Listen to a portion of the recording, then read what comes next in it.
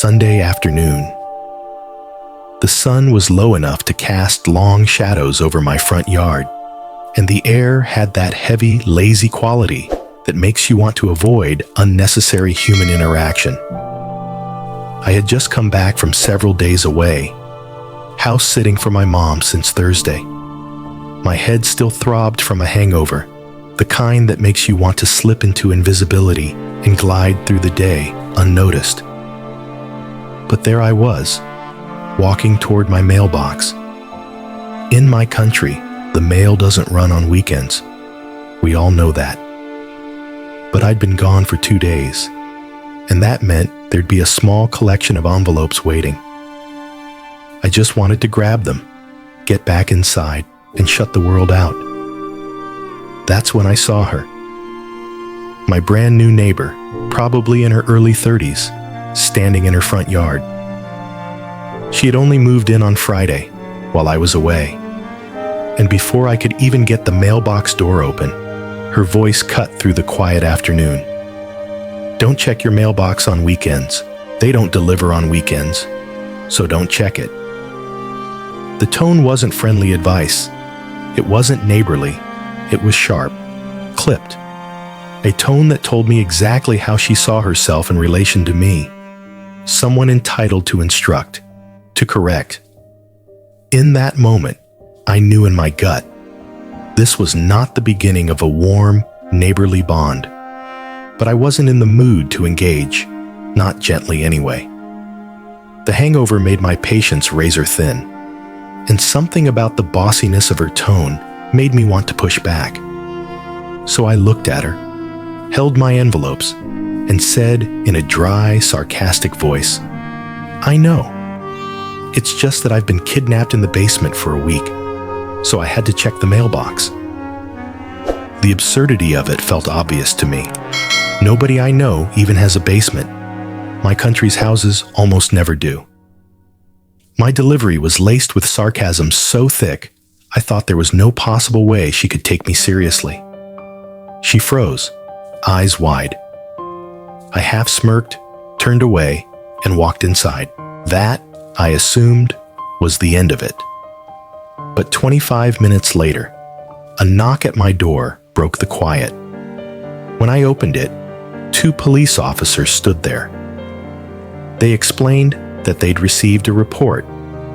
A neighbor believed I had been held captive in my basement, which of course does not exist. I felt a flicker of disbelief, then an almost surreal amusement. I explained the exchange, my sarcastic tone, the total lack of any basement on my property. The officers chuckled, shook their heads, and assured me I wasn't in trouble. They left with the kind of bemused smile you get from an odd call that will later become a story over coffee. I thought maybe that would be the end. But a little later, I stepped outside to put some rubbish in the bin. She was there again. This time, no passive-aggressive instructions, just raw anger. She marched out, eyes sharp, and hurled the word at me. You're a keen, she spat, for making her believe I'd been kidnapped. It caught me off guard. Not the profanity itself, which in my country is more common, but the sheer intensity behind it. It was as if my offhand joke had been a personal attack, as if I had deliberately tried to humiliate her. I didn't respond. I just stood there, absorbing the moment, realizing how quickly this neighbor relationship had combusted into something sour. And here's the thing. I hadn't set out to escalate anything. I was hungover. I was irritated. And yes, I was sarcastic. But the idea that someone would hear a line like that and not only believe it, but also call the police was beyond anything I'd anticipated. When the story hit the internet, the reactions were mixed. Many people laughed, insisting it was an obvious joke and that she should have minded her own business. They saw her as overstepping from the moment she tried to tell me when I could and couldn't check my own mailbox. They found the police element almost comedic in its absurdity. Others saw it differently. They pointed out that while the delivery may have been sarcastic to me, she was a stranger who didn't know my tone, my humor, or the local norm about basements. In her mind, maybe she was erring on the side of caution. Maybe her conscience wouldn't let her rest without making that call. And then there were the voices that put us both in the wrong. They said my sarcasm was poorly chosen for a first interaction with someone I'd be living next to, especially about something as serious as captivity. And they said her reaction was equally overblown. First with the police call, then with the insult afterward. The more I thought about it, the more I realized how much of this hinged on perception. I perceived her tone as controlling. She perceived my tone as possibly deadly serious. And neither of us took the extra second to check our assumptions before acting.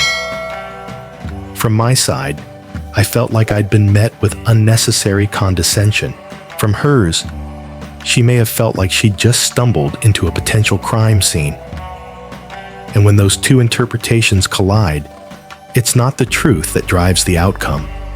It's the story each of us tells ourselves in the moment. Still, the fallout is real. We are now neighbors. We've set our dynamic in motion, and it's not a friendly one. Every time I see her in the yard, there's a silent tension between us. We've moved past the possibility of casual small talk, straight into a kind of Cold War of proximity. The strange part is, I can't shake the fact that if she truly believed I was in danger, her call to the police was the right thing to do. That's the irony here. The thing that irritated me most, her inability to read sarcasm, was the same thing that, in her mind, might have saved someone's life. But I can also acknowledge this. Starting a neighbor relationship by instructing them on how to handle their own property is rarely going to land well, especially with someone who values independence and privacy. That opening move set the tone for everything that followed. So now I sit with the question. I told a sarcastic, absurd lie to a brand new neighbor in response to what I saw as rudeness. She took it seriously, called the police, and later cursed me out for it. Was I justified in my humor, or did I cross a line into recklessness? So, am I the asshole? As the host of AITA Stories, I have to pause here because this one is a layered knot of human behavior. On the surface, it's easy to laugh. An obvious joke, a dramatic overreaction, a police visit that ends with chuckles. But under that is something more fragile. The reality that trust between neighbors is built or broken in moments exactly like this. There's a lesson here about the stories we tell ourselves in the split second before we act, about how we decide someone's tone, someone's intent, without asking a single follow-up question, and about how, once we lock in our version, everything else becomes proof that we were right. Whether it's calling the police or delivering a sarcastic jab, humor, especially dry humor, is a beautiful tool. It can disarm tension, create connection, and turn awkwardness into laughter.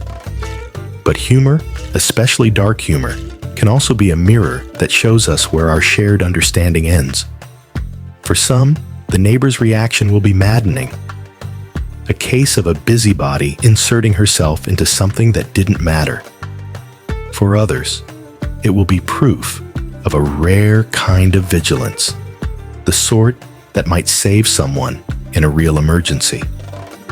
And maybe the takeaway is this: if you want to live in peace with those who share your street, your wall, your airspace, start with clarity. Even if you choose sarcasm, choose it with enough of a wink that they can see the punchline. And if you're on the receiving end, maybe check twice before you call in the cavalry. Because here's the truth. Every neighborhood is a small stage, and the way we treat each other in these seemingly trivial moments writes the script we'll be living in for years to come. So, to everyone listening, what's your line? At what point does a joke become too sharp to risk with a stranger?